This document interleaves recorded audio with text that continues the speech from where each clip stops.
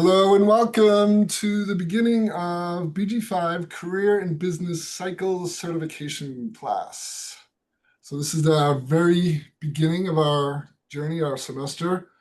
We're starting on an auspicious day, September 11th. So today is all about introduction. So just grounding us in what is this thing called cycles? How does it work? What are we going to be doing? So we're going to start off today looking at transits. And so I'm gonna take the realm and take the wheel and guide us through that. But this is also something you can do in this class. It's also something you can do with your clients if you'd like to practice. We'll be talking about today what we're going to cover, how it's gonna work. We'll talk about this thing called weather forecasting and the challenges of cycle analysis. When we do cycles, some of it's really, really in depth. And so it can be challenging. But the challenge is, as we're going to see, is there's so much information for us to get across. And we have to do it in a way that's clear, simple, but also helps the client understand, okay, these are the things that I can expect over the course of this next cycle.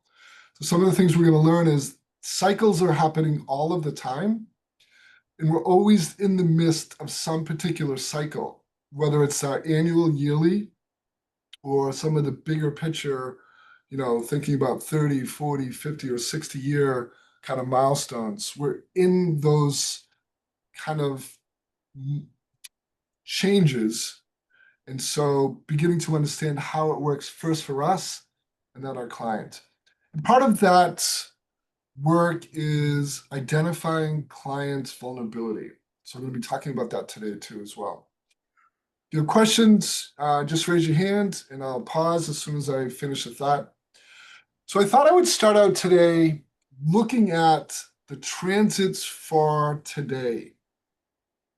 So every day, the transits are always changing, but we have this ability to map out the transit for any moment in time, whether it's in the past, in the present moment, or sometime in the future. So just at this time that the class is starting, this is the transit for right now.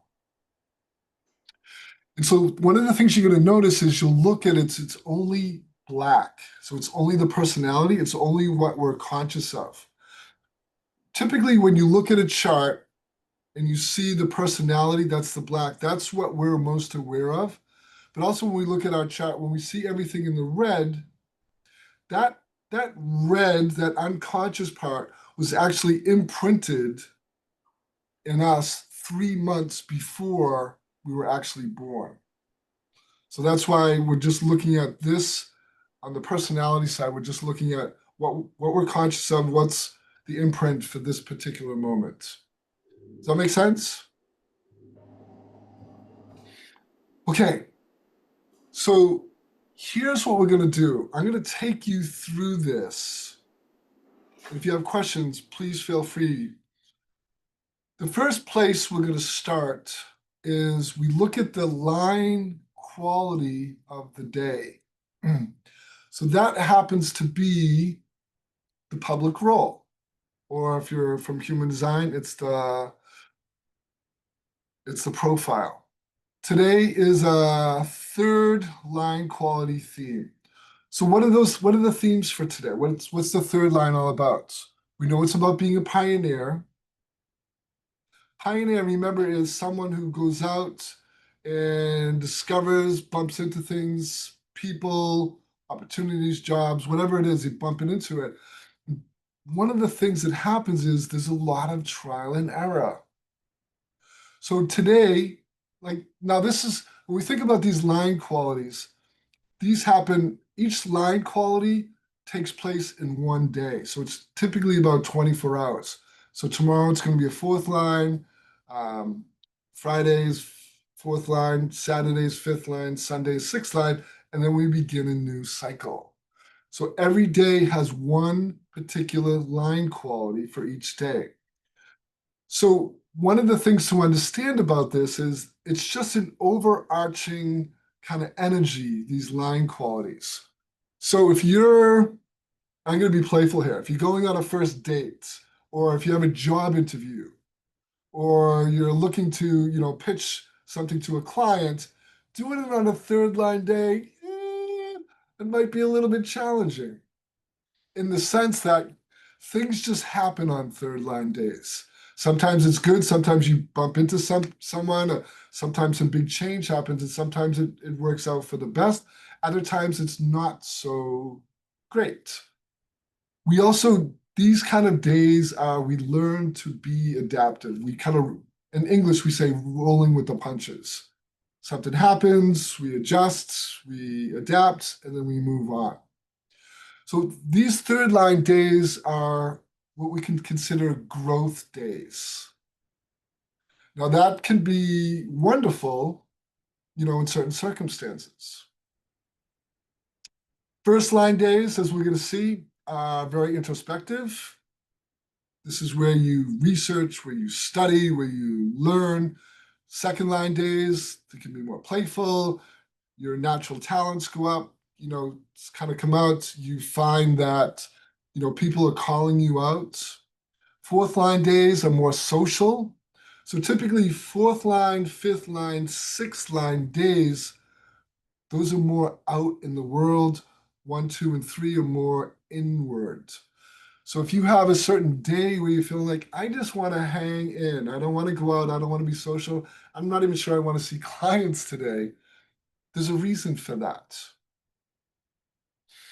So I want you to start thinking now in terms of, okay, Mike's talking about these line qualities, they're very general. Do I notice these? Am I even aware of them? So one of the things I would invite you to do is begin to think in terms of like just looking at the transits. And I'm going to show you how to do it on the software, but it's just really easy to do. You can find it from different websites and just begin to track, okay, this is a particular line quality today. What am I noticing in this? And then as you get good at it, you can also use this for your clients in the sense of, again, if you're getting to know a particular client and you see something in the trends, like, hey, you might be aware of this, just letting you know.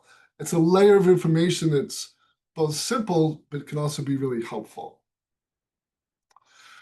So the overarching themes for today are the conceptualization function. So this is in human design, it's the ajna. So it's all about making sense of. So the conceptualization is the focus with three traits defined. So you see here in the conceptualization function, you see the 47, the 24, and the 4. So why is that important for us? Because if you have the 60, let me just show you here. If you have either the 64, the 61, or the 63, you now have this hookup. So anyone have either one of those three traits?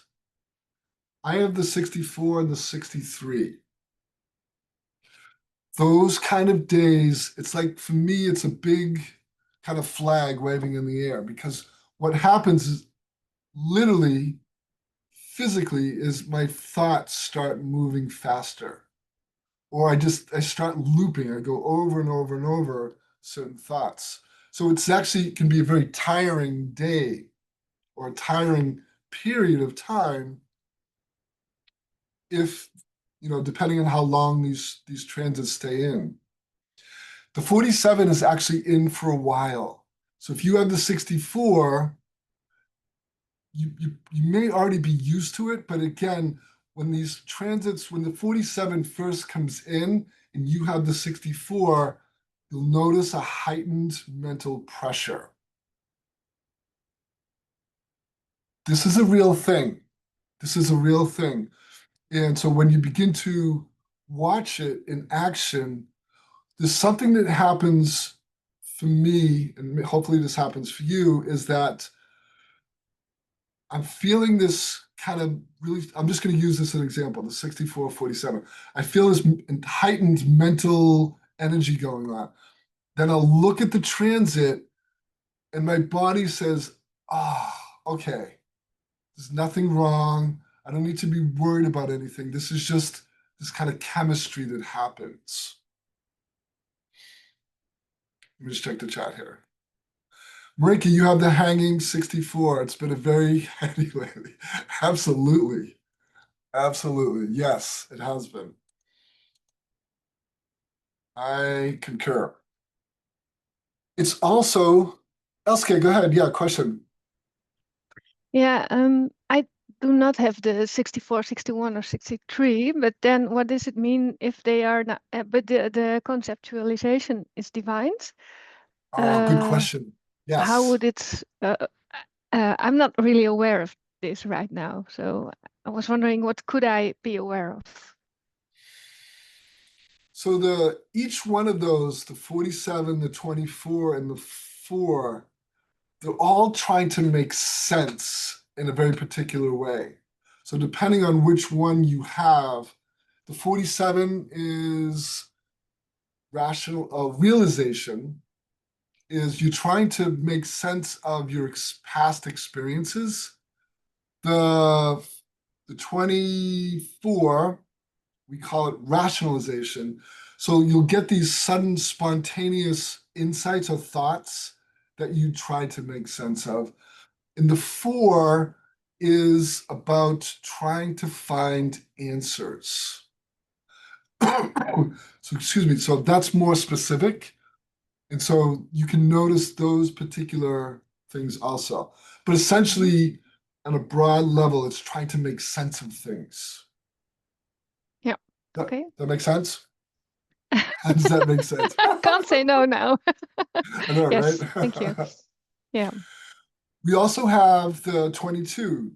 So we have the 47 is the core essence. We'll go over this in a second. And the 22 is in the emotional intelligence, which is all about moodiness, creative exploration, romance, melancholy. All of these themes can be in the kind of in the air, in the environment around us.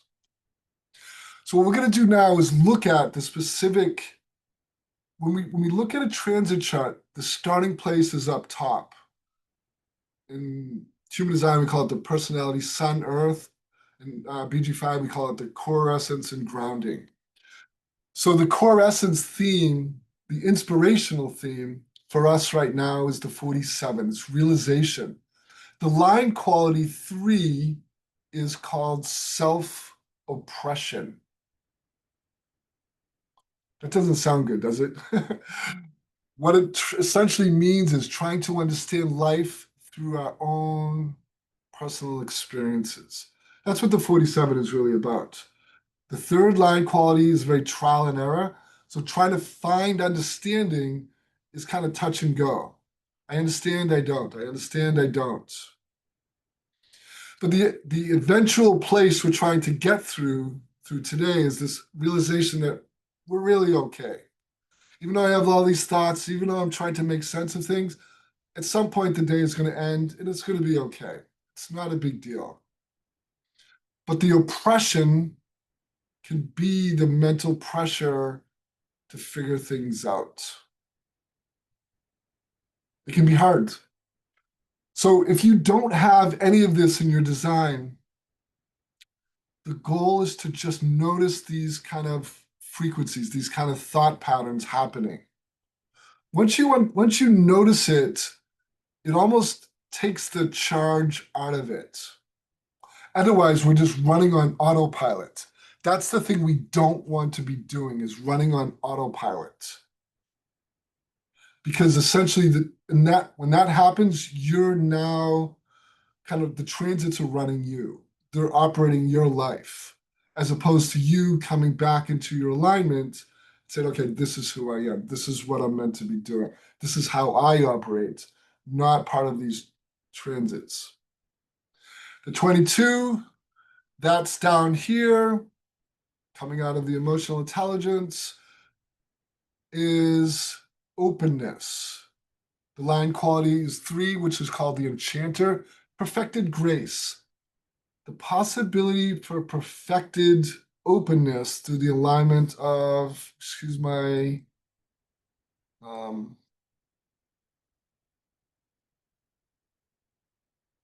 spelling error there. The emotional energy and awareness. Essentially, what the 22 is about is it's the gate of where our emotions. It's also it's this really strong wave of passion, romance. It's also infused with moodiness, melancholy. So the openness, for me, one of the ways I think about the 22 is, am I open based on my moods or am I not? Sometimes we're totally open to the other. We want to listen to them really deeply. Other times we're just not in the mood. So if you find yourself kind of oscillating, going back and forth between, I really want to open to you, I want to open to the other, I want to open to this creativity, I want to open to, being social, sometimes I don't. Everything but the 22, the 55, that kind of whole stream is just about where are you in your wave. Now, if you have the 22, the 12, the 55, especially the 39, you don't even have to have the emotional intelligence defined, because that anytime you have, especially if you have individual circuitry strengths, you will have that melancholic frequency within yourself, within your design. Now, it's interesting to notice. Any questions so far? It's interesting to notice that both in the core essence and grounding up top are also in the nodes, or what we call in BG5 the past and future direction. So this frequency has been here for a while. Let me just check my notes for something. Hold on a sec. No, one of the things that you're going to have to get used to in this class is I'm going to give you so many downloads. So I have this it's called the personal expression of cycle themes. It looks at all of the planets. It gives their descriptions, but also gives a timeline for how long each planet or node is in kind of play. So for the nodes can be here for 106 days. So we go through, now you'll get this information in a handout, but the nodes, they go through all 64 traits in over this 18-year period. So we're constantly moving through. But every 106 days, so every like 3.5 months, we have a shift. So right now, we're kind of in the very beginning of this nodal cycle. We just left this really challenging cycle, which was the 36-6. So it was crisis and conflict. So that energy permeated the beginning of our year 2025. I think it came in just somewhere either just before the holidays or just after. So the last winter was an interesting time. You'll notice also too that the nodes flipped from the core essence and grounding, they flip. So the bottom one is the past or the south node, and the top one is the north node or the future direction. So the 47, again, it's different line qualities. So the future realization, it's the 47. This is actually, excuse me, catching my mistakes here.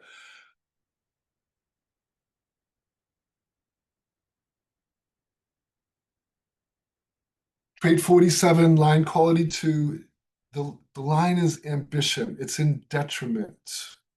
When you see that little downward pointing arrow, it represents a challenge, something challenging, either for if it's for you in your design, It's one of the places that you're here to learn and grow from.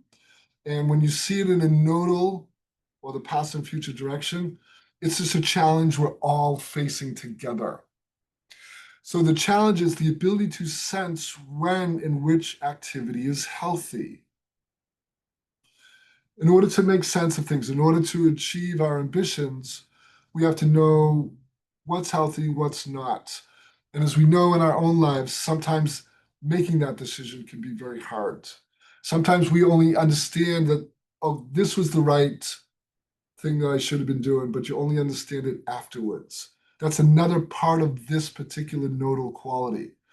And the reason I'm saying we don't make sense of it until the experience is over is because the 47 is part of the abstract experiential circuitry,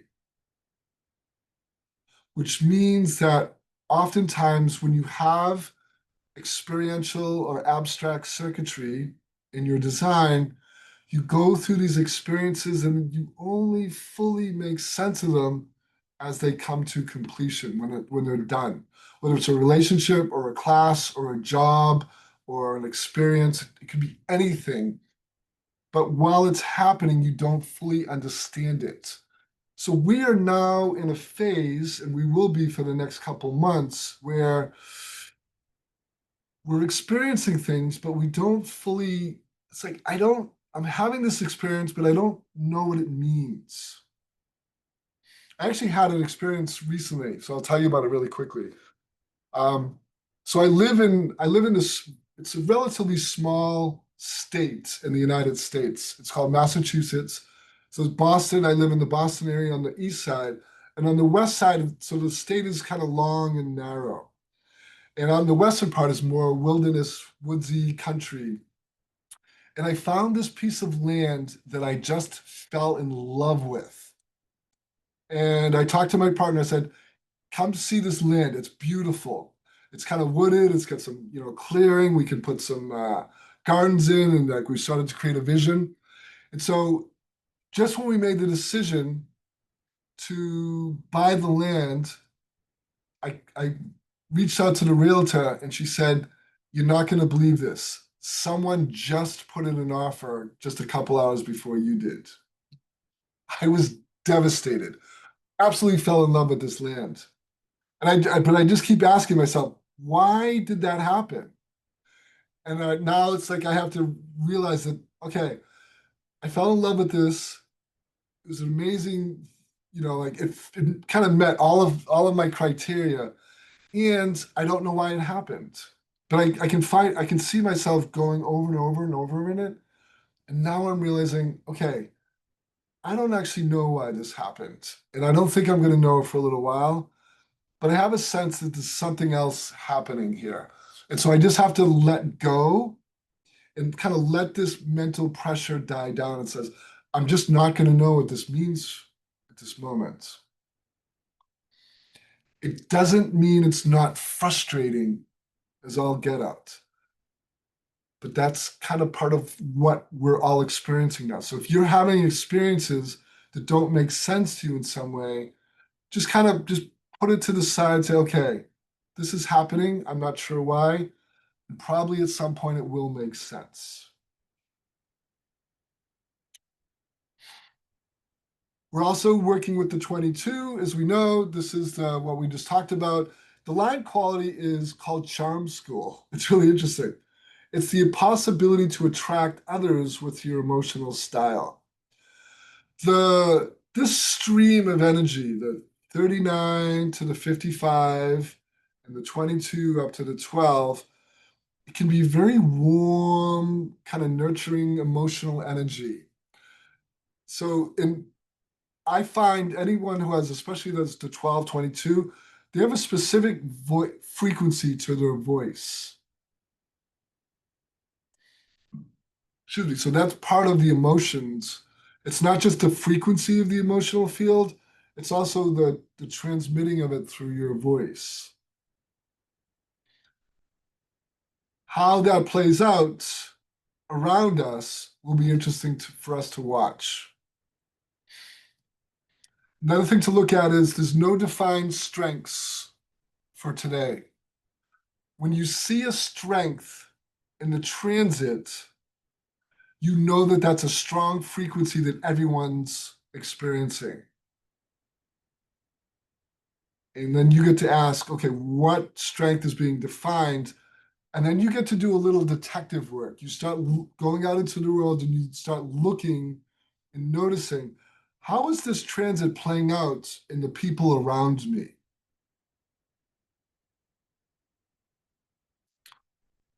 That's something we're gonna spend a little time with this week, this in this class. Some particular interesting ones. I'll just give you some kind of a heads up. If you see the 3420, you'll see people like buzzy, buzzy, buzzy. If you see the 360, people are going to be vibrating too. It's like a lot of like adrenal energy. Any adrenal, any drive, stamina, any root definition, you're going to see people more amped up. Emotions, obviously, you're going to feel that emotional quality in everyone around you. If you see things like the 59.6, from the energy resource to the emotional intelligence, it's very intimate. It's very relationship oriented. Obviously, mental definition is going to bring different kind of more upwards thinking mental energy. Communication, most people have the communication function defined, but you might find people more talkative in those places. Yeah. So we'll continue to watch that. So what I'm going to do is I'm going to just touch upon a few of these, and you'll have these to look at. I didn't cover every planet. The lower planets here, like the bottom three, is those won't change for long periods of time. Sometimes they're in for years. So we have the driving force. That's here. That's the moon.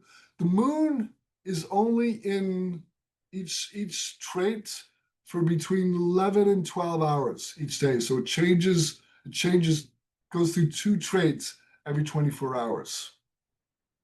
So here it's the drive to go over and over your thoughts, seeking to rationalize, make sense of them. It's also in the 24. Starting with a clean slate to open the way for new possibilities. So again, that's part of what the mental energy is for this particular time right here. Communication is, or Mercury is in the 47. We have the 47 at least 3 times at this moment. So this one is about taking stock. Communicating the realization that negative thoughts have to be eradicated.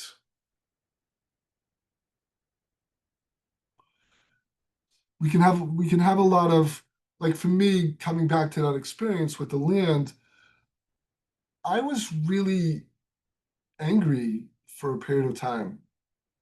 My partner, I waited a whole week because my partner wasn't able to during the when I first saw it on 1 week. I came back home, and then the next week we were going back out there.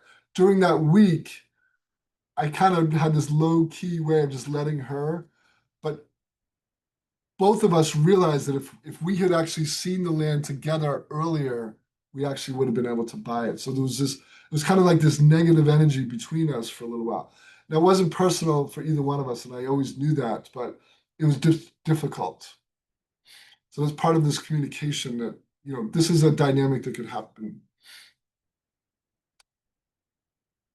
Hmm.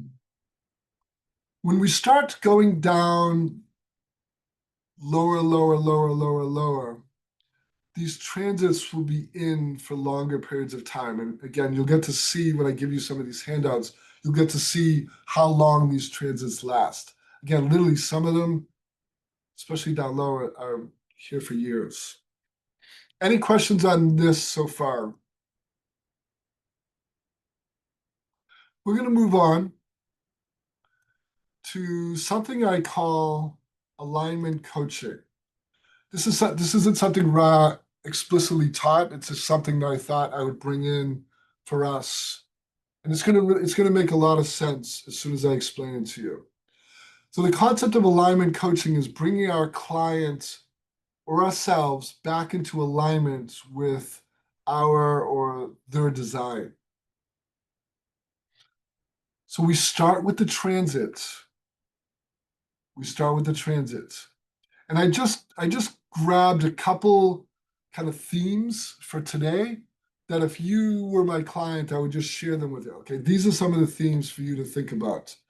So today, some of the influences are there's going to be a lot of pressure to make sense or kind of have these realizations of the past. I had this experience, but I don't know what it means. That's the pressure. Emotional openness and attending to the emotions within and around us. So not only may be feeling these more emotional, but so will other people around you. Arguments can happen during these times. Emotions are high or low, or you're feeling like I want to be harmony, but you're expecting me to be social. That can be a tension. Expressing in the now. So if you notice more verbal, just talking, that could be a theme. And the 53 down in the drive stamina is part of the format strengths. The pressure to begin something new, that's the experiential cycle process, and or experience mutation, because that's the 60. Let me just bold that. It should have like a little time bomb next to it. Meaning that, that remember mutation comes kind of really suddenly. So you may be experiencing, suddenly it's like you're moving in one way and suddenly you just have this realization like, oh, I need to do something new, or I need to make a change, or I need to begin something, that's I hadn't thought about before. Okay, so what we do is this is step one in our alignment coaching. We just ground ourselves kind of in the themes of the transit. Now, again, we'll have themes that are going to be moving really fast, and then we're going to have themes that are going to be lasting for weeks and weeks and weeks. So I picked Anna. Anna's one of our students in the class. So what I'm doing here is I'm looking at her chart on the left, and I'm looking at the transit chart on the right. So what I begin to do is I look at her chart. I'm just beginning to get a sense of her. Okay, I know Anna. She's been studying with me for a while now. Tammy and Anna have been part of, the certification class together with me. And so we know that she is a collaborative assimilator or split definition. She's a manifester or an initiator. So she's an intuitive initiator. What I'm also going to look at is what's not defined for Anna. And this is very specific, by the way, because when we look at in a moment, we're going to combine the Anna's chart with the transit chart, and we're going to see what gets defined that she doesn't have. The first place we look at in our alignment coaching is what functions does she have open? And you'll notice that she has 3 here: energy resource, drive stamina, and the emotional intelligence. Any one of those functions gets defined, it has the capacity, the potential to activate the shadow patterns for those particular functions. That's a big deal because suddenly, even though she has a lot of hanging traits here, doesn't mean she's, emotional in any given day, but suddenly she's more emotional than she would be than normal. It can very easily be because of the transits. That's step 2.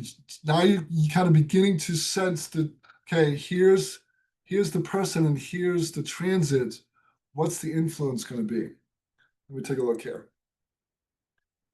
Marika, would emotional openness be also felt by the emotionally defined? I guess through tension from others feeling it. Marika, that's a great question.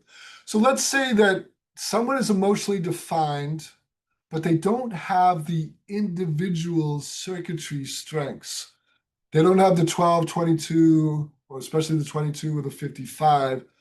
If they don't have any of those, especially the 22 and the 55, can they feel that? Yeah, they may be. So you may, so if someone, let's say someone is on the abstract circuits, 35, 36 or the 41, 30, that's more about desire. But you can start to feel a certain melancholy even if you have your own particular wave. Does that make sense, Marika? Yep, good. Okay, so here's now, and this is, I'll show you how to do this in a moment. So we have this in our ability to make these kind of different charts in the software. Tammy, go ahead, question. You said that with the transit can define a function, therefore activating the shadows. Yes. So the shadows are activated via the transit, not just normally in life. What's happening is it's putting this, it's kind of putting this pressure. So everything in design operates on a kind of a continuum of frequency. From over here is the deepest shadow patterns, and over here is the highest expression. Oftentimes, when we start to feel a certain energy, the mind will make up a story. Oftentimes, the story is about the shadow pattern. Mm. The mind, when we talk about the mind, Ra used the term not self. In spiritual terms, we talk about the ego. So the ego or the not self always moves towards the shadow patterns first, as opposed to the more higher expressions. The more higher expressions are true self, or, and again, spiritual terms, we think in more of spirit self.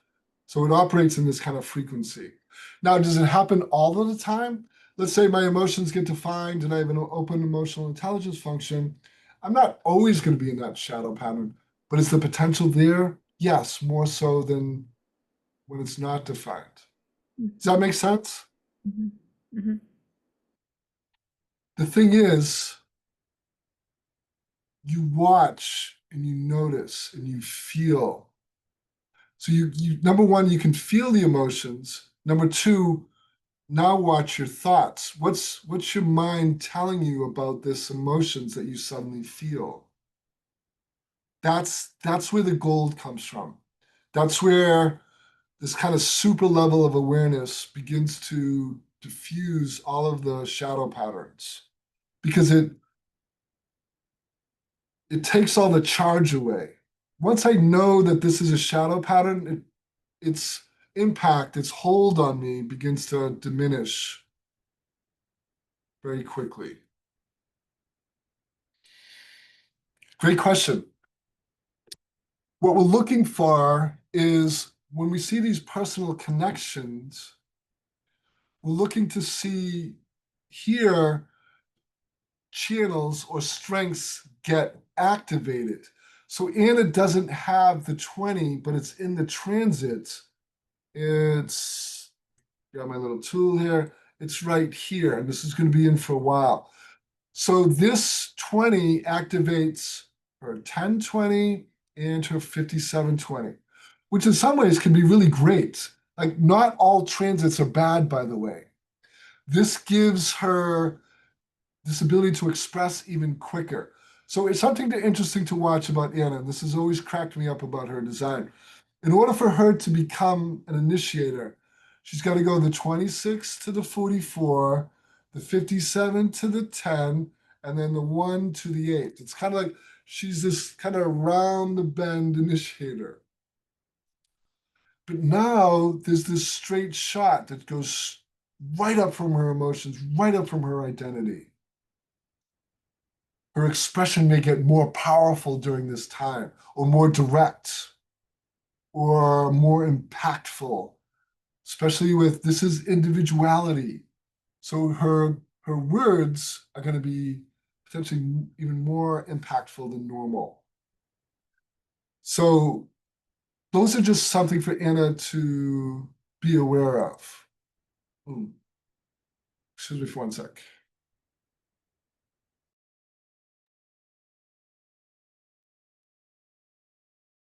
Someone was trying to come into someone was in the waiting room. Hi, Corinne, welcome. We're right in the middle of stuff, so jump in. If you have any questions, feel free to ask. Okay, so this is part 3. So we looked at we went from just looking at the transit, then we looked at the Anna's chart versus the transit chart. And now here we're beginning to bring it together. By the way, what we've noticed is that none of those open functions got defined. None of those open functions got defined. I should have actually put this head up here. Let this also be a concept that we think about, is what I call the hotspots. What I call the hotspots. That's looking at someone's chart and seeing the potential connections that can define certain functions. So this is probably one of the biggest ones here. So she's open emotionally, but she has the 22, the 36, she has the 6, and the 55. There's a lot of potential connections. So anytime the 35 is in, the 12 is in, the 37 is in, the 59 is in, or the 39 is in, her emotions will get defined. Suddenly, there's all of this emotional energy where there wasn't that much before. I call them hotspots because it's something Anna just needs to be aware of. Now, there's many, many ways that this can get influenced. As soon as Anna goes out into any group of people, her emotions are going to get defined. It's almost 100% guaranteed with all of these connection potentials.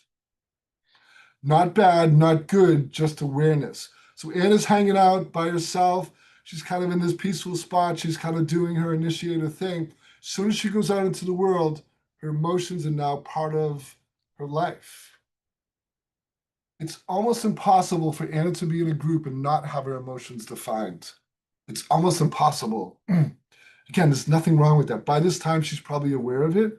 What she really needs to be aware of is when she's in groups with heightened level of emotions, because she can then amplify that energy. Does that make sense? So this is why this is probably her number 1 hotspot. Number 2 is the sacral energy resource. She has the 9 and the 5. So she just has to be on the lookout for the 52 or the 15, which brings its own. The 52 is one of those big ones for her because it's now going to adrenalize her energy. 52 will adrenalize her energy. And that it can be like rocket fuel, which can be good, or it can throw off her ability to initiate. She's initiating not out of her intuition, she's initiating based on this energy of feels like it's pushing her out into the world. Does that make sense? The other really beneficial, but it's not so much in the hotspot, is the 11. It's here because it bridges her split. This would be called more like the wonderful spot for Anna. In the sense is it brings out her, she's not doing this mental looping anymore. Now she can communicate her thoughts and relieve the pressure. Here in the orange, the 35 and the 12, it gives voice to now defined emotions. So her voice will begin to shift. It has a different frequency to it whenever the 12 or the 35 show up, which is interesting. I actually have both of those in my design. The hotspots are for you to look at in your own design. And there's also to look at in your client's design. If I were you, here's something I would do. And if I was working with a client, you don't do this for one-off sessions. You do it more for long term. Let's say you're working with someone for 6 months. You look at the chart. This could be part of one of your sessions. You talk about this, and then you say, give me the birth data for all the key people in your life. Your spouse, your children, your work partner, your best friend. And you can look at them, and create these kind of partnership dynamics and just look at who activates what in their design. You should already have this mental database in your head about who does that for you. My partner and I have 2 functions defined. My partner has 6. In my mind, I always have her design is like part of my database in my mind. It's like, okay, I when I'm starting to rev mentally or I'm being amped up, I have a completely open conceptualization. I have a completely open drive stamina. Both of those are defined in her. There's a percentage of the time that I'm either mentally vibrating or I'm physically amped up. Believe me, there's been a lot of discussions in my household about that. And I always tell her, like, look, this isn't personal, but sometimes I just need to be by myself out of that energy. You should be doing that for yourself too. That's part of your journey, is who defines certain aspects of your design. That helps you, number one, not take it personally. Number two, not to get hijacked by the shadow patterns. And 3, just bring your awareness up. So these are the core concepts of alignment coaching. Pretty simple, right? Something you can do. It's something you can add into your work. Anyone have any ideas of how you might incorporate this into your client work?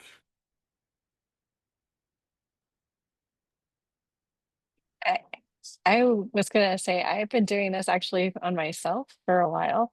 Hmm. So, I didn't like I didn't know that it was a process that you were gonna teach, but because I'm a projector with only one definition, and it's all like I have a lot of openness. And so Welcome to the club, Charlene. yeah, so I find myself getting into these tailspins, and just affected quite a bit just by being in the world. And so I started using it as a way to just like level set myself, either before or after kind of like experiences that I have. Yeah, it's great. Yeah, that's wonderful you're doing that. Also, building on what Charlene's talking about, if you or one of your clients or one of the people close in your life, if they have a lot of open functions in their design, you might just give them a heads up. It could be really simple, way of describing. If you feel, it's like when you go out into the world, when you go out into work, when you go to your job, whatever it is, when you even go to a restaurant or the coffee shop, if you start to feel some of these, either a lot of mental pressure, a lot of emotions, a lot of like energy, in so many ways that's not actually you. It's just you're someone who's sensitive to the frequencies around you.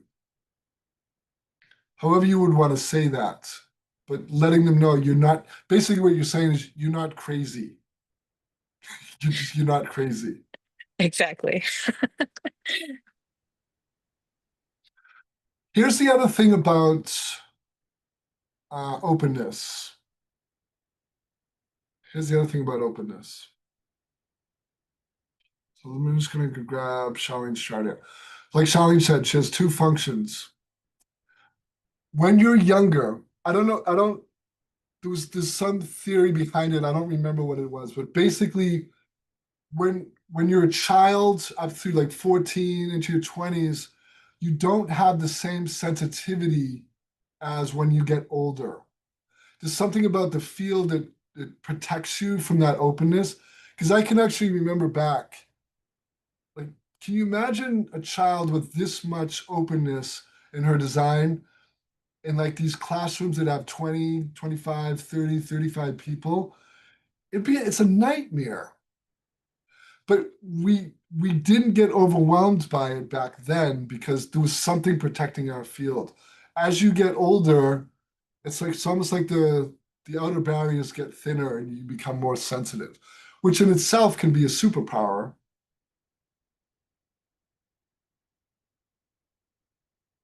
That's okay, Marika, no worries. All right, let's come back. So that's alignment coaching. We'll be practicing this more, but I wanted to give you the foundation. Again, this is just something I made up. I do that a lot, that we can use. And it's just one of my goals as a teacher is just to give you as many ways as possible that you can work with clients. And essentially for you in a business, sense, you can use these as offerings. Okay, so here's some logistics. Today's going to be the only class where I actually go through all of the slides. Everything else from here on in, to the best of my ability, I'm going to pre-record it. So I'll give you the recordings. You listen to it before class on Thursday. Live class time is not going to be 2 hours. It'll be 90 minutes because you will have already watched at least an hour or more of the theory. So the 90 minutes are more of a workshop. We're going to do chart evaluations. We'll practice with keynoting. We'll practice with chart analysis. We'll bring in new materials. There's a lot of things that I want to bring into these times that we just wouldn't have time to do because the theory is so full. I'll use that word. And if you have something you want to focus on during these class times, more than welcome to. Tammy, question.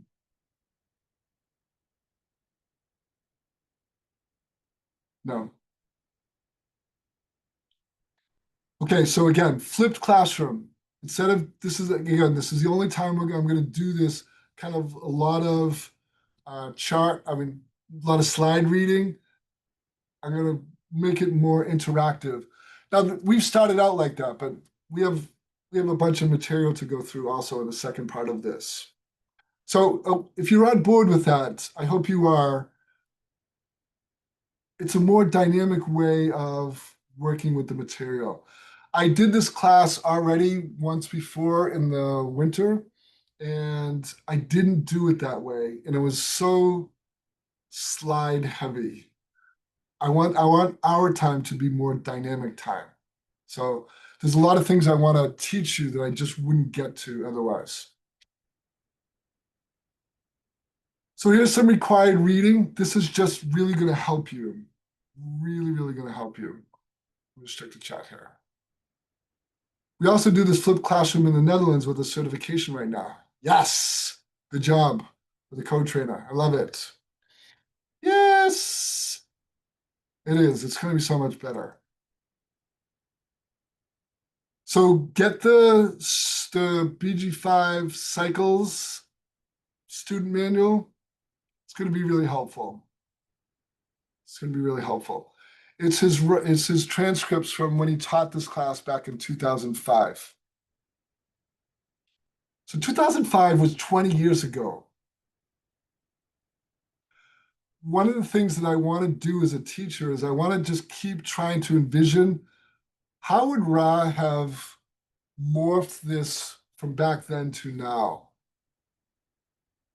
I started studying human design and then later BG5 in 2005. So that was 20 years ago. The world was a completely different place. Completely different place. We are in a time that's, I think Ra started to conceive it, but I don't think the day-to-day, the speed at which things are moving, I don't think but what's going to be really amazing about his book is he does a lot of analysis, and he was a master at it. We'll also get the 32 nodal environments. That's going to come in handy too as well. And I'm probably going to build on that throughout this class as well. Also helpful, not required, is an ephemeris. Ephemeris is a guide that tracks the daily transits. Every year, I buy something called the ProLiner. So it's prolineht.com. This is what the book looks like. I love it because every page, like this is today, and it gives you the 47.3. That's what's the sun is, the core essence is in. And it just lists every trait that's defined today. And then here's the image of it. So if that's something you want to do, now the year's almost over. So buying it now, you might know. I don't remember what I spent on it, but it's probably like, it was a little bit pricey with shipping. But if you want to get it for next year, you can do that.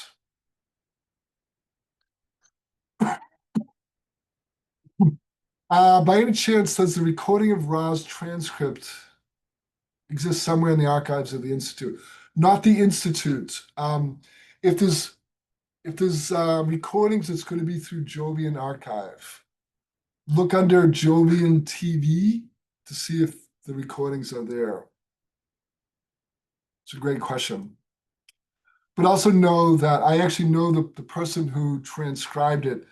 The transcriptions are completely accurate to what he said during those classes. So it's not like a summary in any way. Okay, let me do this. I'm gonna just bounce over to my software just to give you a quick just visual if you don't have any of this. And then we'll take a break.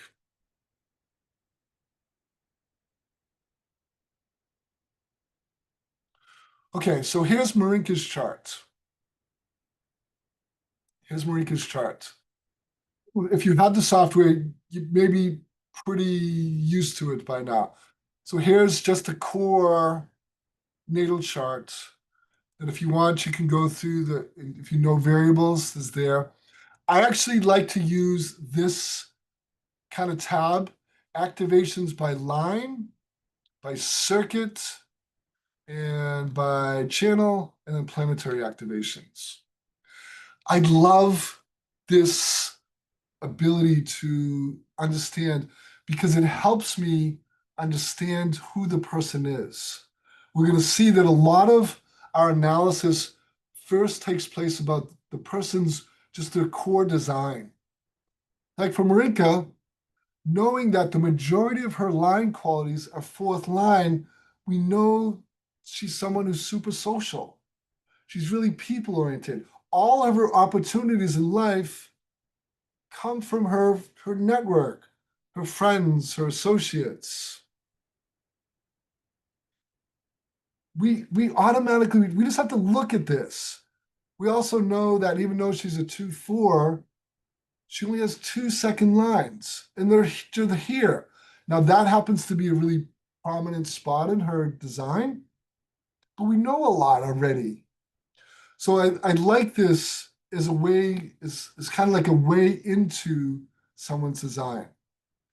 This is the other place. Line qualities and circuits are really important when I look at a chart. 9 activations in individuality.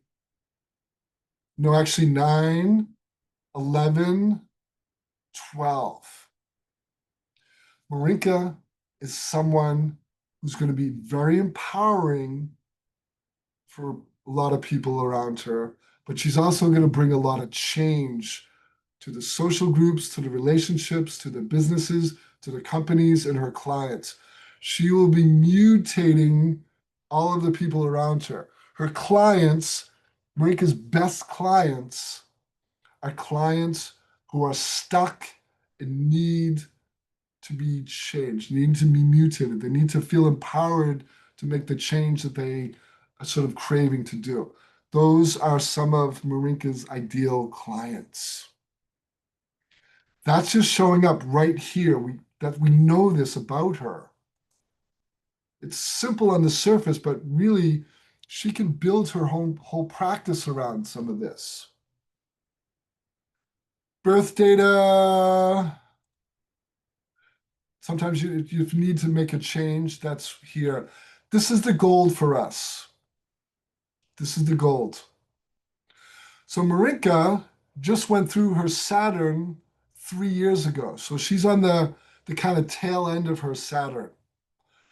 We know that her 40 year isn't for another almost 9 years.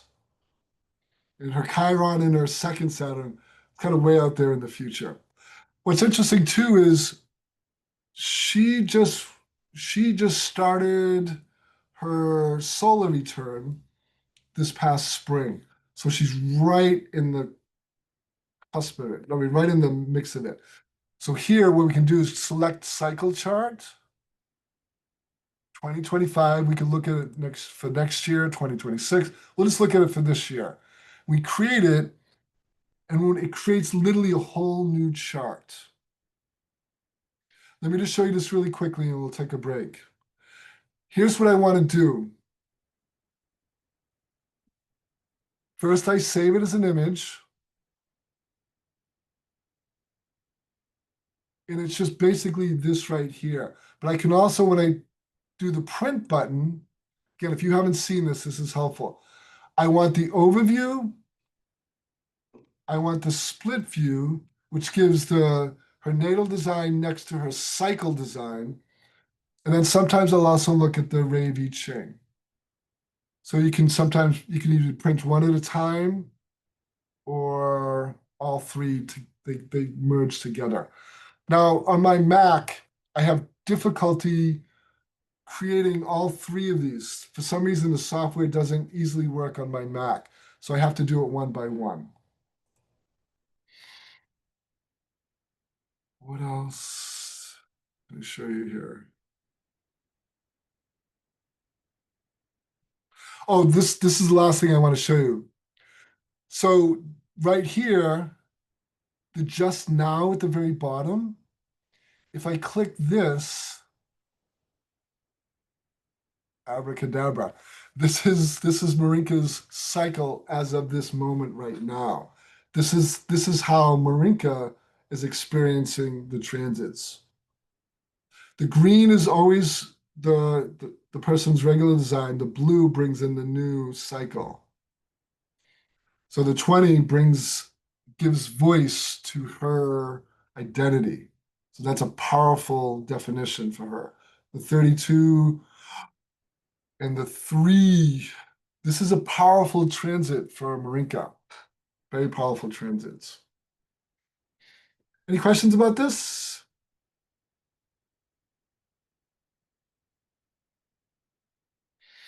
All right. That was fun. If you have the software, I don't know what level of software, but I'm guessing if you're taking this class, you've already done your certification or close to it, so you'll have access to this software. All right, folks. Let's take a break, 5 minutes. Let's come back at 11 past the hour, and we'll start again fresh. Okay, folks, I'll see you in a little bit.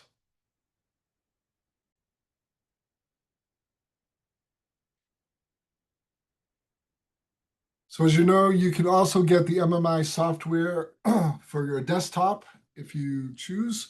I just read that Jovian Archive is going to be updating the desktop software. So desktop is meaning like you can put it on your PC computer. I've always felt sad that they never figured out how to get it on a Mac. I'm not really good at PC computers. I think I have this old PC computer only because my BG, the MMI, I have a software on it that I use sometimes. Okay, final project certification. So if you want to get certified to give cycle sessions to clients, you'll have a project at the end. I'll take you through it step by step along the way. So we'll build. If you really feel like you want to go through and get the certification, my suggestion is find a client now so you can begin to sort of put the pieces together. Also, I encourage you to practice. Just find clients, find friends, and talk to them about what you're learning and start to create the language that you can use verbally. I always tell this to my students, when you talk about design or someone's design, it creates a link between your brain and your mouth, which is this kind of neural pathway. That's what we're trying to do. The more we talk about design and look at charts, the more that neural pathway builds. And if you want to come in early and chat questions, I usually sign on at least 15, 20 minutes before. So what we're covering, I'm going to move through this relatively quickly, but if you have any questions, just stop me. And just know, obviously, that you'll get these slides. The nature of cycles. Life in a human experiential way operates very cyclically. We notice in our life we have a lot of distinctive beginnings, middles, and ends. We also know that things take time. Sometimes our mind wants us to go really fast, and sometimes it's just hard. We also recognize, as hard as it is, that endings will show up.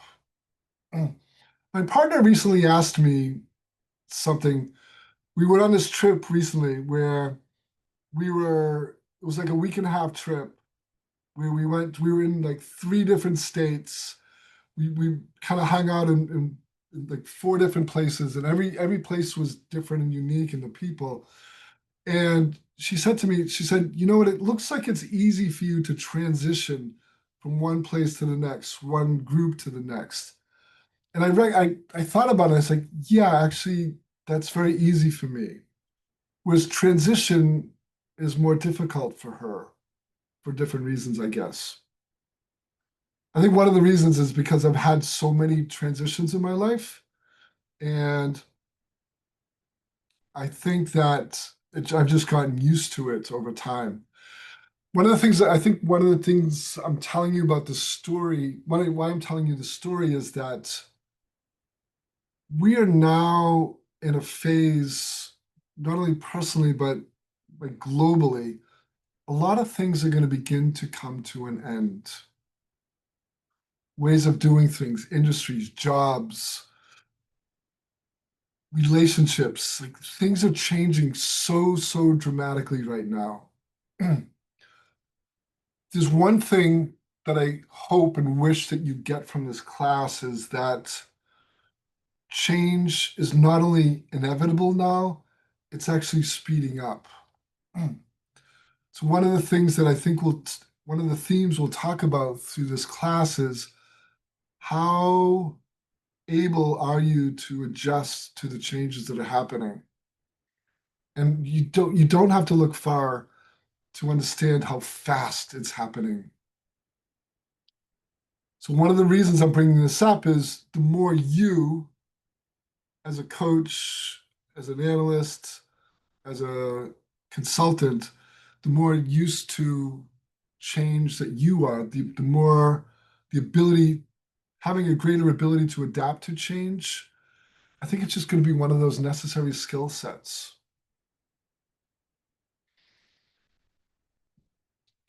We know from our studies that the way that we do this is we come back to and we ground ourselves in our core design. This is a human experiential way. It's part of this transition that we're going through. It's also part of life right now. We every year at the very beginning of the new year, the Rave New Year, it always starts off with the trait 41, which is the dreamer. Ra called it the start codon. Within our bodies, within ourselves, is this codon that initiates the themes, the next cycle. We also know that this theme, this experiential way, is built on this energy of desire. It's desire for new experiences, Also, that desire comes with expectation and hope. I hope it turns out to be this amazing thing. And when it doesn't meet our expectations, there comes this crash, this disappointment. And we feel this crisis, we work through it, and then hopefully we, at the end with the 35, we come back to this sense of progress. So we're going through this daily, weekly, monthly, yearly. We're also going through it on our global cycle too as well. So why study this? It helps us understand the phases of our life, the beginnings, the middles, and ends. When it's good, we can also help understand when it's good to start something, when it's not good. Help us understand the frequencies that we're in every day. That was part of our alignment coaching. And also a big part of this class is our annual cycle. Every year, we have our own annual kind of learning themes for that particular year. If you don't know this already, but you're 3 months from the time of your birthday, that's when your next annual cycle starts to begin. So you start to feel the frequencies beginning to slowly come in. So 3 months before, you can actually see it on the chart when the next cycle begins. It also means that your yearly cycle ends 3 months before the next birthday. Now, when we're thinking about longer term cycles, your 30 year, your 40 year, your 50, and your 60, those cycles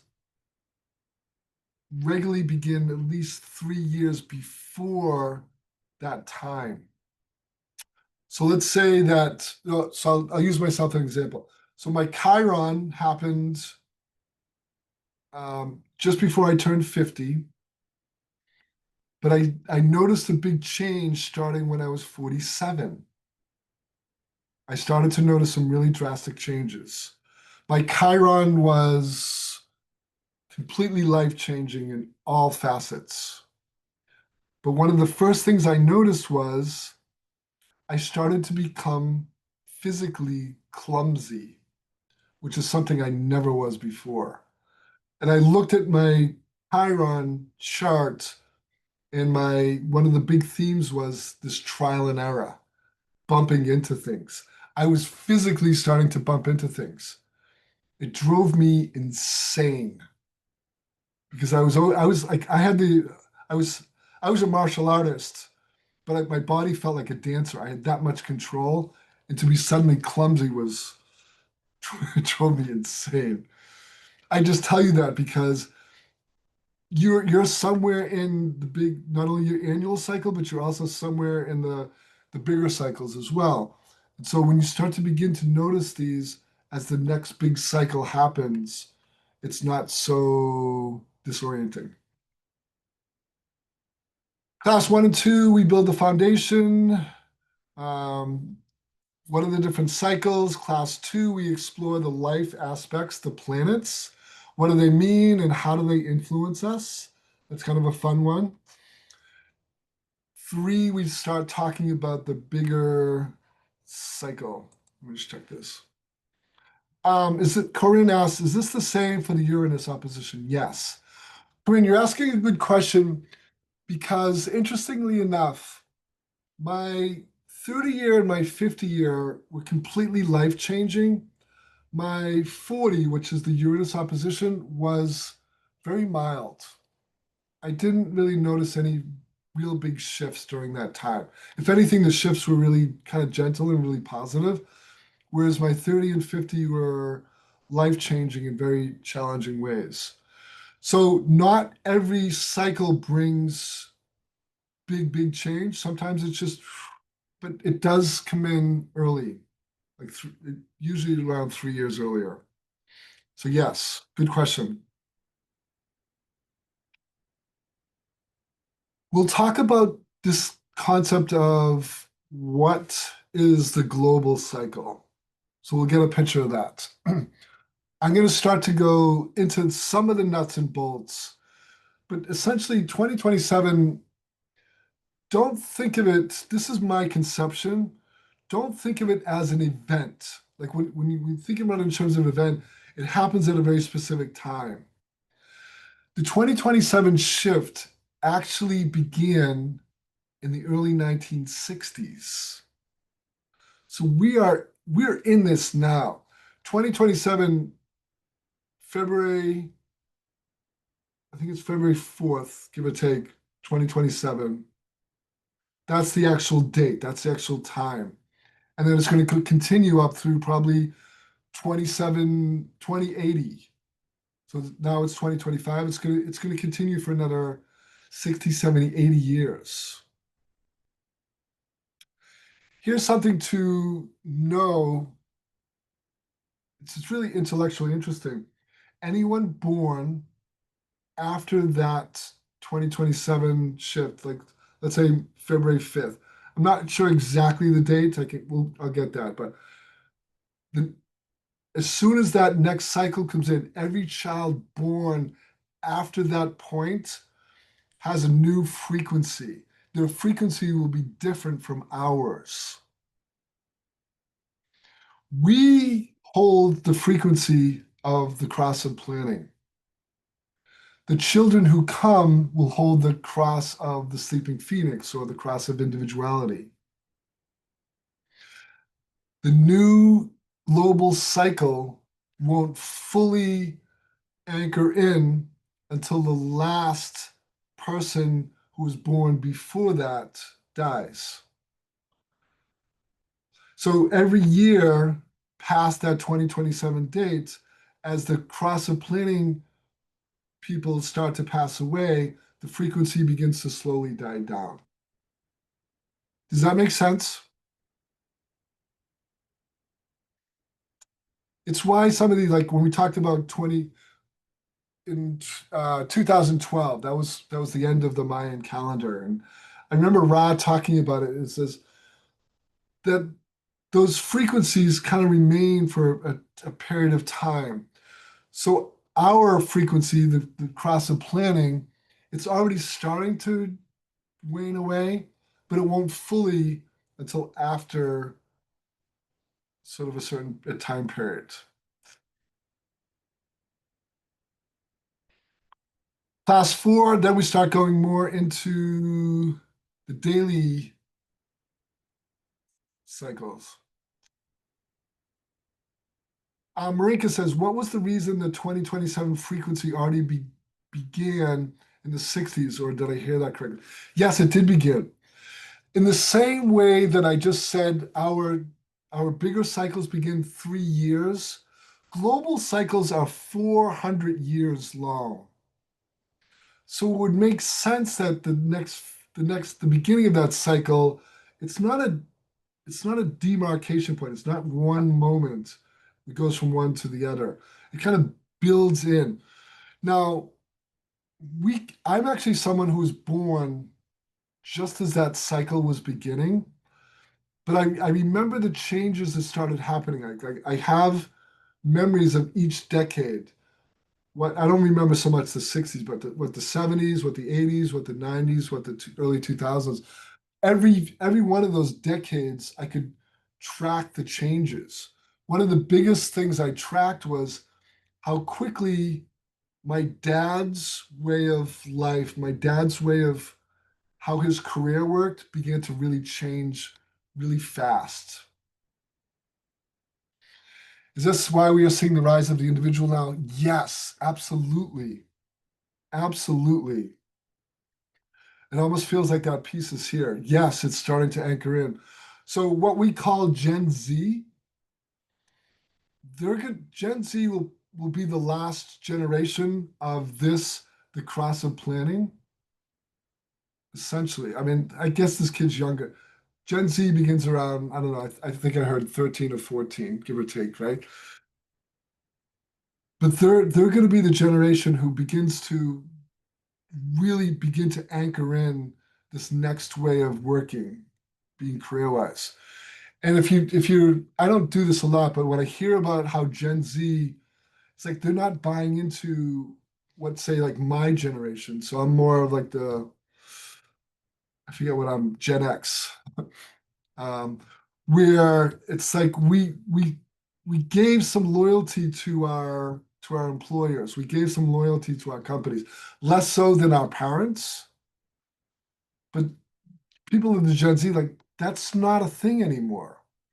They also there's a real big change that I've been reading about where people are starting to see companies as I'm not going to give my life, I'm not going to give my energy, I'm not going to give any more to this company because they don't have my best interest at heart.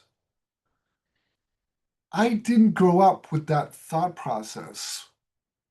It started to happen back in the 80s, but not the way the kids or the younger people think now. Every generation that shift will anchor more towards the individual. One of the things that I invite you to start doing is as we start to track the changes, how can you be a support or kind of a hub who helps people come together? Because it's not like, 8 billion people are going to start operating on their own. We still need this connection. What's going to fall away and what we probably don't need is these organized corporations and government agencies doing that work. My sense is it's going to be more grassroots. Finding those ways to create hubs, places to bring people together. It doesn't have to be in person, it can be online, obviously. Less hierarchy, more co-creation. Yes. Marika says, I discussed with a friend's husband who was an ice hockey coach, and he trains a league with about 17-year-olds. And he said how it is interesting to notice that these 17-year-olds now are very much more focused on their individual success, a lot more back in his day. When it was all about the team, it was interesting to hear him notice a clear pattern like that. These kids are also demanding a lot more personal focus and training from the coaches. That totally makes sense. I wouldn't have dreamed of asking one of my coaches back in the day, hey, can you help me? Can you like really spend a lot of time with me? Which means our education, our coaching, our facilitating, our training is going to be also, it's going to need a lot of that individual empowerment, that individual focus. Somehow our education system is going to have to change to work with that. Marika, thank you for that. That was really good. I liked it.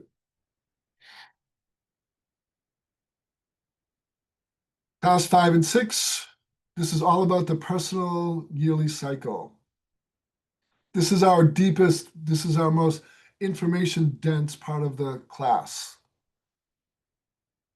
It's also the most complex and it's also the most personal. And then 7, 8, 9, 30, 40, 50, and 60-year milestones. So basically, it'll be the same information, but just used differently with each of these milestones. But once you understand how the bigger milestones work, you get a good hang of it. I didn't have human design in my 30. I just started it. I literally started when I was 40. But I started to understand the global cycles when I went through my Chiron at 50. And it was very helpful. It didn't help the amount of change that I went through. I totally underestimated how big the change was going to be.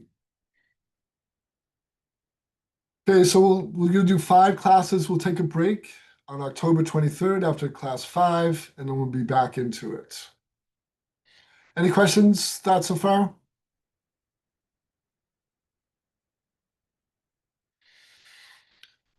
Let me check here. Okay, you're in the middle of your Chiron. Looking forward to that class. Yes. Yeah. one of the things I want to do is I want to track where each one of you are on your annual cycle, what phase you're in. Are you just beginning? Do you have one coming up? I want to track that, but also just kind of keep in mind where you are in the bigger cycles too as well.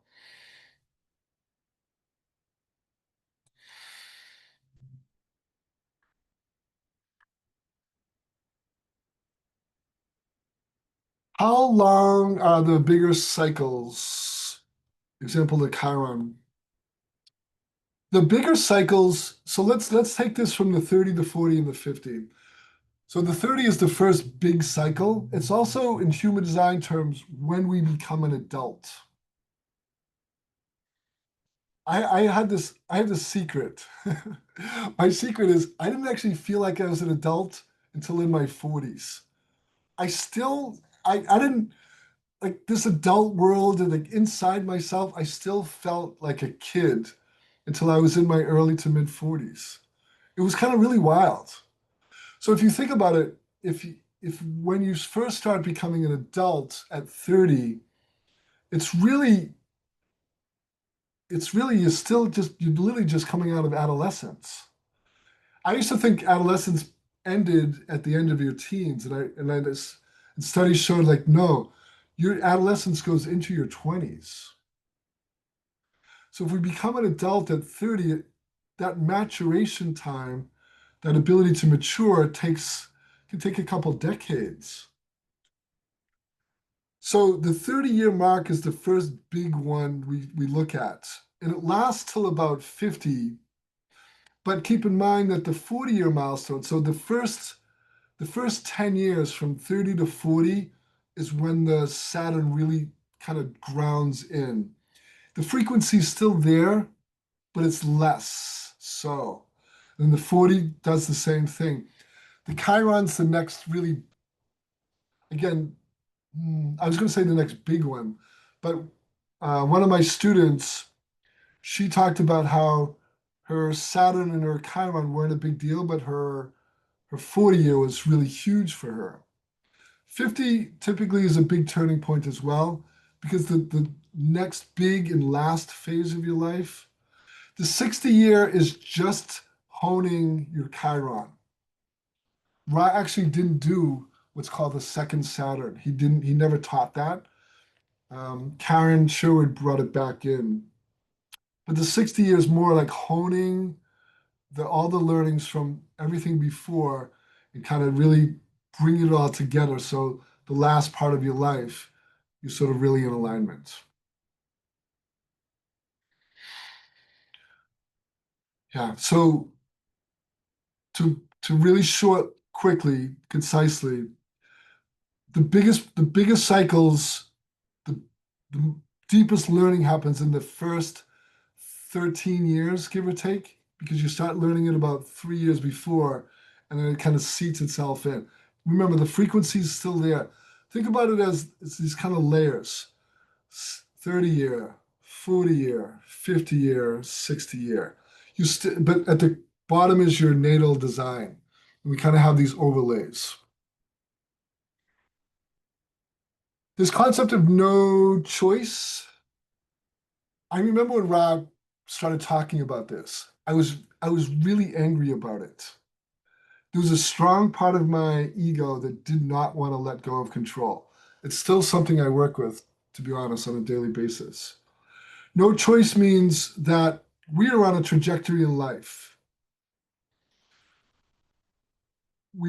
Whether you believe this or not, it's like we come in and there's a kind of a path designated. We have our learning opportunities, we have our relationships, we have our jobs, the places we live. We also, the way we make decisions, do I want to say this? We have a part of that, the choice in decision making is where the decision comes from.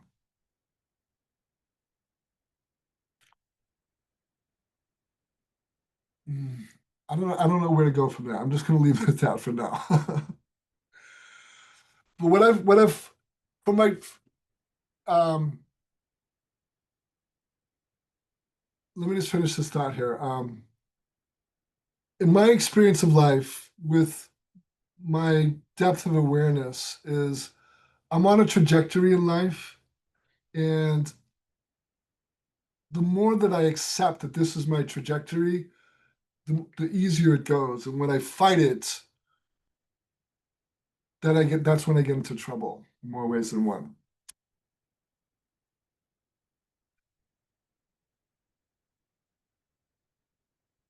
So I was reading Marinka's. Marinka says Saturn lasts about until your Uranus opposition finally fades away around your Chiron, and then the Uranus and the Chiron last the rest of your life.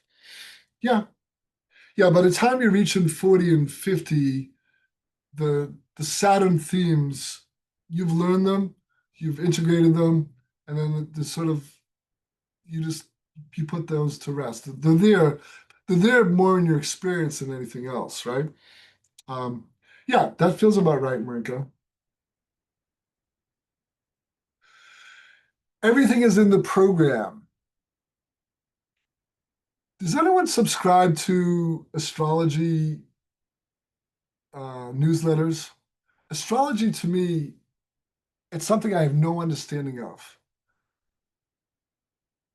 But I have the sense that they chart these bigger cycles in more detail than human design does, or it does it differently. So this idea that we're being programmed all the time is really powerful. It's really impactful. So for us, I find the human design kind of cycles way of looking at things very accurate, very helpful, and pretty detailed. One of the things that is most helpful, as I talked about, is that it is wonderful to understand the shadow patterns.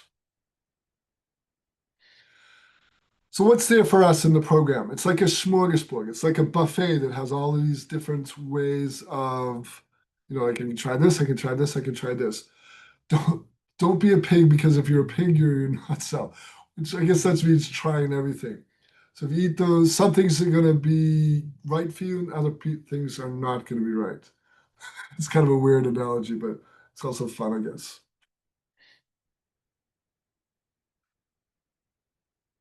The opportunity field. We're looking to use these things that are there, especially for us. Again, not everything is for us. So when we look at those transits on a daily basis, some will be really helpful. Others it's as if they're just not there. It's not important. It's not showing up for us. Our first job in doing cycle analysis is to reinforce someone's decision-making strategy, how you are processing, how you are making decisions on choices.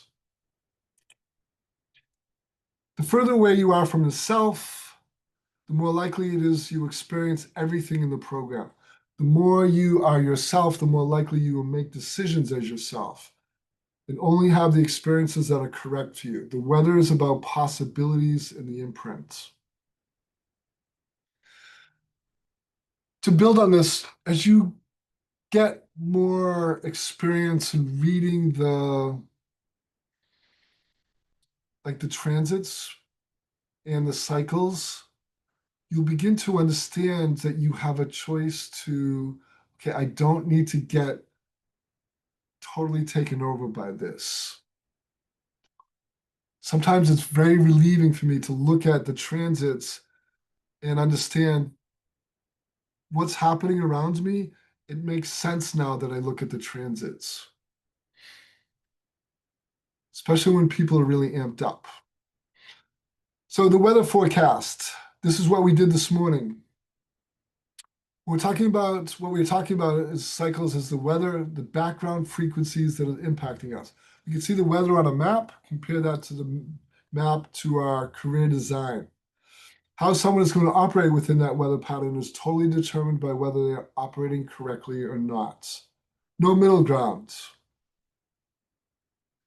Someone is not operating correctly, you can predict much of what's going to happen to them based on the frequency. This is where, let's say the frequency, say it's emotional definition. You're getting caught up in that emotional field,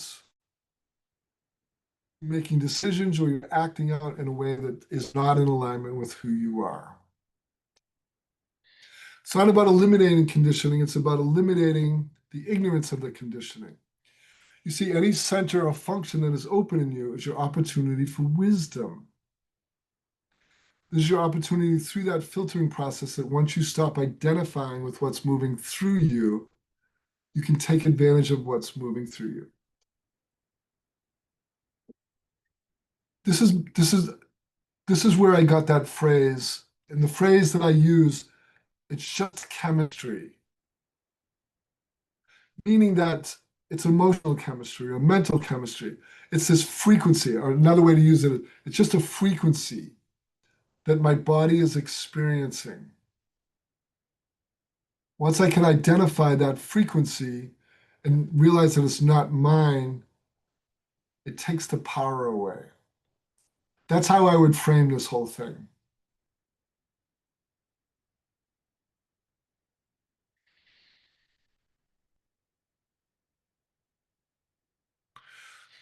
I'm not going to read this slide, but let me tell you my quick thoughts on it. It's basically what we did in the alignment coaching. Alignment coaching is this right here. The more that we can ground our clients in the core of their design, the easier is they can bring themselves back into alignment. That's what we're essentially seeking to do. The challenges of this complexity. That's the first and the biggest challenge, the complexity. Rod talked about the annual cycle analysis, and he probably did a lot of them. He said it could take even him a year to analyze someone's annual cycle completely. Because there's all of these different things happening that, he could probably each week, each month, each sort of season, he could tell them more about what part of the cycle they're in. We have to filter. We have to filter, meaning we can't tell them everything because it's just impossible. And also, they don't have a framework to hold it in. Ra also talked about people will often come to you for these kind of sessions because they want you to tell them what's going to happen.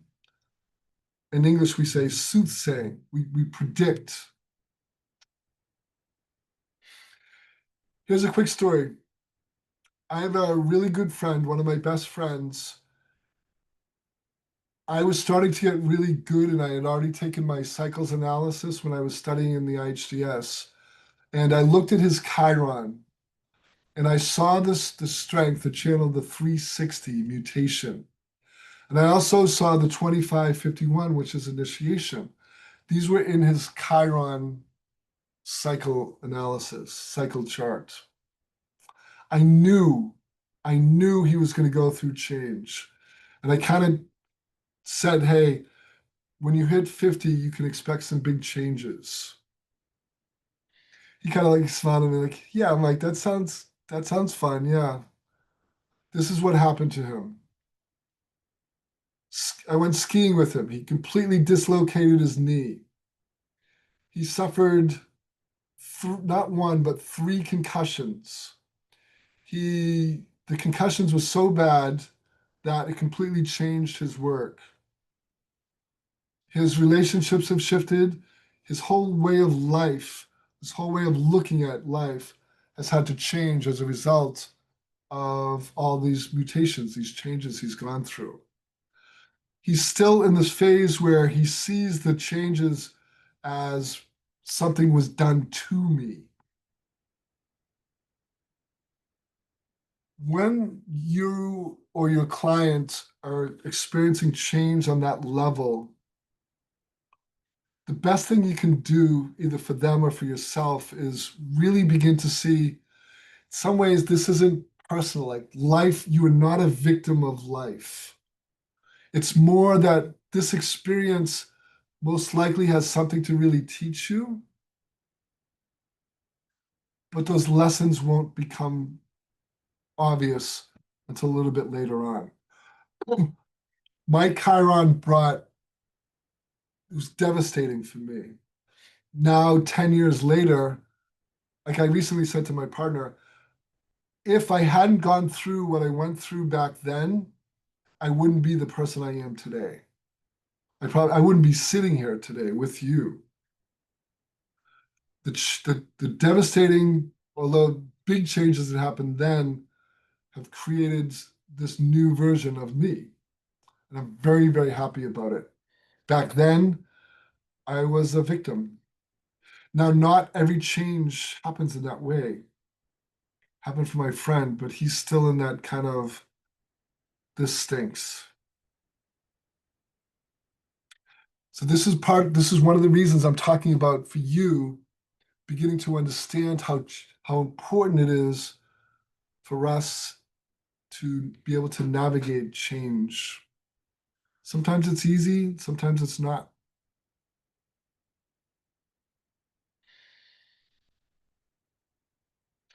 Ra goes on to say, it's not hard to do the soothsaying part. The difficult part is to get the human being to recognize that all of this may be very interesting, but it's going to be very messy unless they're operating correctly as themselves. When I went through my Chiron, I was well into my design experiments, and there was times when it didn't help because the not self, the shadow took over so deeply.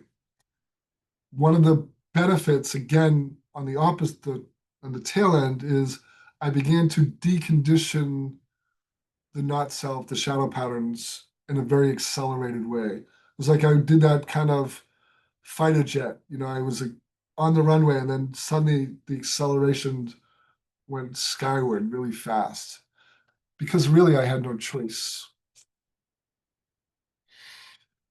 Okay, I'm going to start to wind up here. This is interesting, this kind of graph here. Ross says that 93% of your focus, which is the vast majority of what we do with our clients during these cycle analysis, is to ground them into their design. And then we talk about this other part, which is the cycle analysis, which is a smaller part. It's most of our clients, let's say that we've been working with them for a while. So we've given them a career design session. We've done some coaching work with them. We've, maybe done like an annual cycle analysis with them here and there. What would you guess the percentage of their understanding of their design? 10%, 15%, 20%? Yeah. We have been studying human design, BG5, for a couple of years or more now, right? And we're still learning every day. Our clients, even if you tell them the exact same thing you told them a month ago, they would still get something from it. It's like those building blocks. We just keep adding blocks to their framework, their understanding of their design. I used to love getting sessions from teachers or like people who are more experienced because they saw my design in a way that I couldn't yet see, even when I was studying. They would say something to me that would be so pivotal that it would reshape. One time I got a 15-minute overview, career design overview, 15 minutes. And it kind of blew my doors, but it was from a very experienced teacher. She saw my design in a way that I couldn't yet see. So this is my way of saying, even though when we talk to our clients, it sounds so simple to us, it can be really revelatory for them.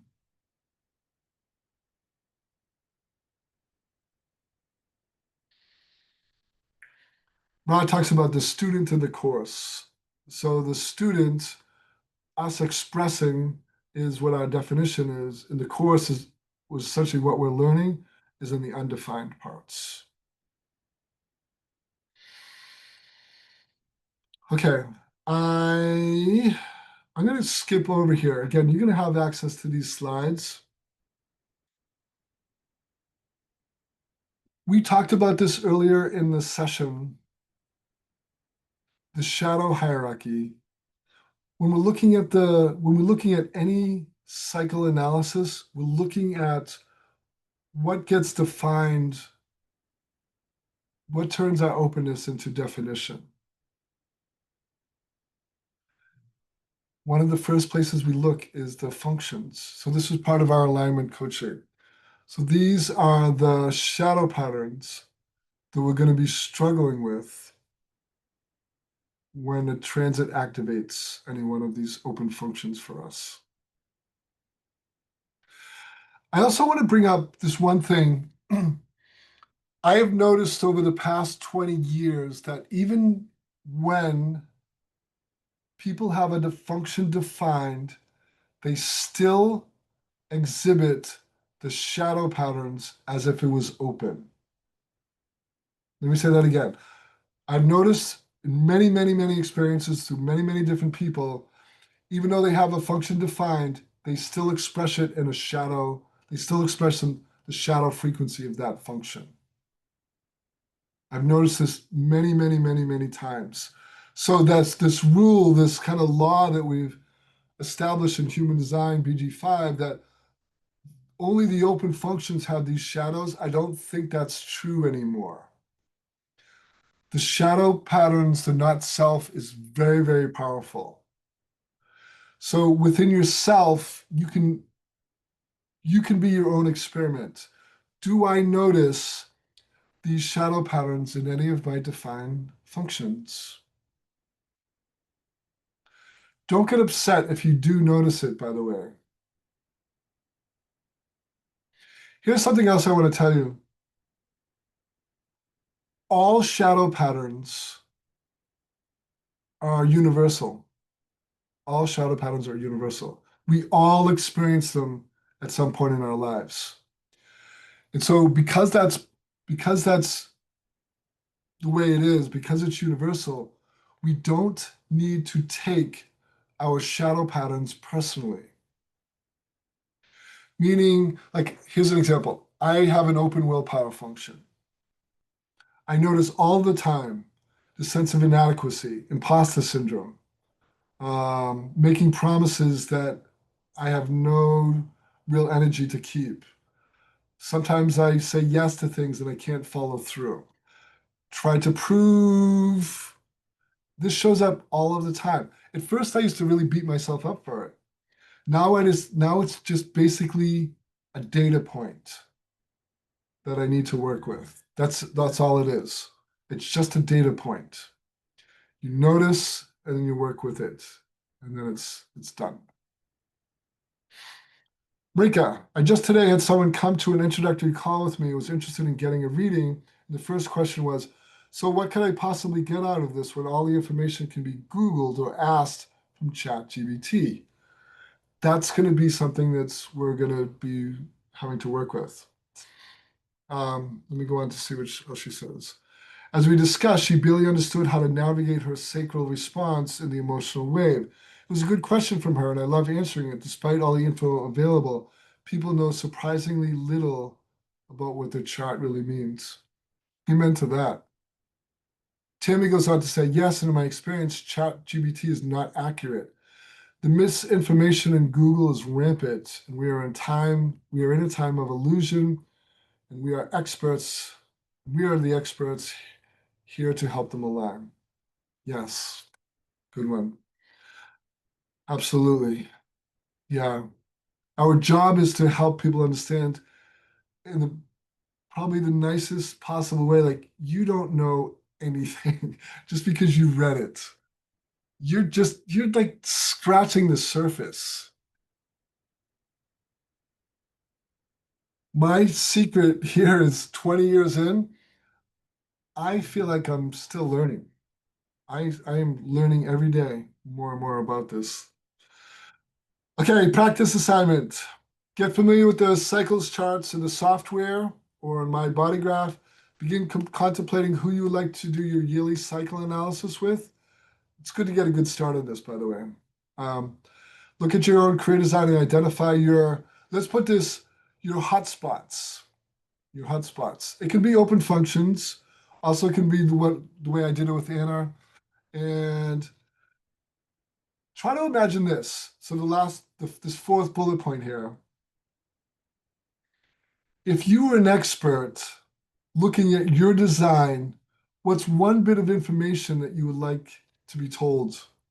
So it's like you're going to do this kind of, you're going to look at, you know how we do personas with AI? You're an expert in this, so become your own expert. Look at your chart and find one thing that maybe you didn't know before or you've never put into practice. So be your own ChatGPT.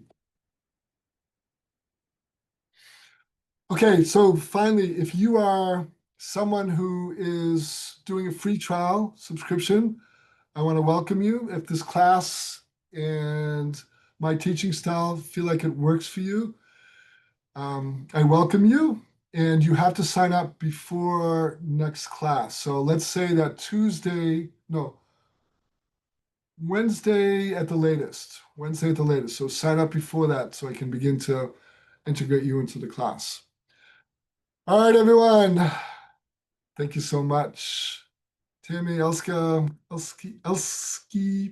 Corinne, Marinka, thank you for joining. Elska. Elska, thank you. Thank you. All right, everyone. Thank you. Have a good week, and I'll see you next week. Thanks, everyone. Bye for now. Bye.